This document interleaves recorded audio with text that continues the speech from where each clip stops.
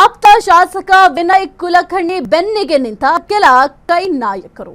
ಇನ್ನು ವಿನಯಪುರ ಮೊನ್ನೆ DCM DK Shivakumar ಅವರು ಧ್ವನಿಯನ್ನ ಎತ್ತಿದ್ರು.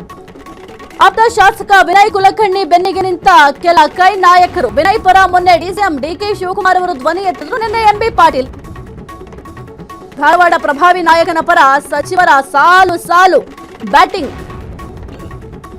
ಕುಲಕರ್ಣಿಗೆ ಅನ್ಯಾಯ ಆಗಿದೆ, ನಿರ್ದೋಷಿಯಾಗಿ ಹೊರಬರ್ತಾರೆ, ಇದು ರಾಜಕೀಯ ಪ್ರೇರಿತ ಸಂಚು ಅಂತ ಡಿಕೆ ಶಿವಕುಮಾರ್ ಜೊತೆಗೆ ಎಂಬಿ ಪಾಟೀಲ್ ಅವರು ಹೇಳ್ತಿದ್ದಾರೆ.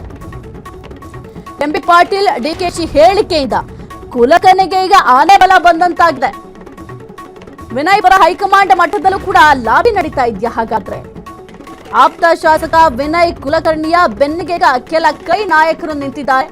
ಇನ್ನು ವಿನಯಪುರ ಮೊನ್ನೆ ಡಿಸಿಎಂ ಡಿಕೆ ಶಿವಕುಮಾರ್ ಅವರು ಕೂಡ ಧ್ವನಿಯನ್ನ ಎತ್ತಿದ್ರು.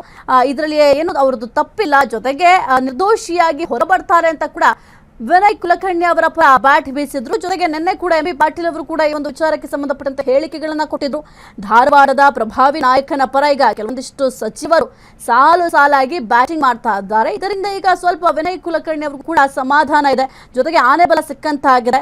ಇದು ರಾಜಕೀಯ ಪ್ರೇರಿತ ಸಂಚು ಅಂತ ಡಿಕೆ ಶಿವಕುಮಾರ್ ಅವರು, ಎಂಬಿ ಪಾಟೀಲ್ ಅವರು ಎಲ್ಲರೂ ಕೂಡ ಹೇಳ್ತಾ ಇದ್ದಾರೆ. ಕುಲಕರ್ಣಿಗೆ ಈ ಒಂದು ವಿಚಾರದಲ್ಲಿ ಬಹಳ ದೊಡ್ಡ ಅನ್ಯಾಯ ಆಗ್ಬಿಟ್ಟಿದೆ, ಅವರು ನಿರ್ದೋಷಿಯಾಗಿ ಹೊರಬರ್ತಾರೆ, ಏನೂ ತಪ್ಪು ಮಾಡಿಲ್ಲ ಅಂತ ಪ್ರೂವ್ ಮಾಡ್ಕೊಂಡು ಹೊರಬರ್ತಾರೆ ಅಂತ ಡಿಕೆ ಶಿವಕುಮಾರ್ ಅವರು ಕೂಡ ಹೇಳ್ತಾ ಇದ್ದಾರೆ. ಜೊತೆಗೆ ಎಂಬಿ ಪಾಟೀಲ್ ಅವರು ಕೂಡ ಹೇಳ್ತಾ ಇದ್ದಾರೆ. ಹಾಗಾದ್ರೆ ಇನ್ನು ಮುಂದಿನ ಹಂತ ಯಾವ ರೀತಿ ಇರುತ್ತೆ ಅಥವಾ ಮುಂದೆ ಯಾವ ನಿರ್ಧಾರವನ್ನ ತೆಗೆದುಕೊಳ್ತಾರೆ ವಿನಯ್ ಕುಲಕರ್ಣಿ ಅಂತ ನೋಡ್ಬೇಕಾಗುತ್ತೆ. ಬೇರೆ ಬೇರೆ ಆಪ್ಷನ್ ಇದೆ. ಈಗ ಜನಪ್ರತಿನಿಧಿಗಳ ಕೋರ್ಟ್ನಿಂದ ಜೀವಾವಧಿ ಶಿಕ್ಷೆ ಪ್ರಕಟ ಆಗಿದೆ.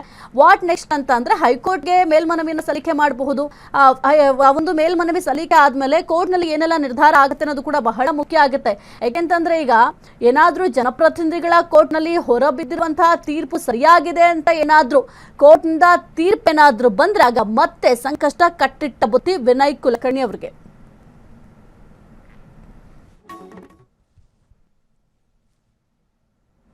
ಕ್ಷಣ ಕ್ಷಣದ ಸುದ್ದಿಗಳಿಗಾಗಿ ಫ್ರೀಡಂ ಟಿವಿ ಸಬ್ಸ್ಕ್ರೈಬ್ ಮಾಡಿ, ಲೈಕ್ ಮಾಡಿ ಹಾಗೂ ಫಾಲೋ ಮಾಡಿ. ಹೊಸ ಸುದ್ದಿಗಳ ನೋಟಿಫಿಕೇಶನ್ಗಾಗಿ ಬೆಲ್ ಐಕಾನ್ ಮೇಲೆ ಕ್ಲಿಕ್ ಮಾಡಿ.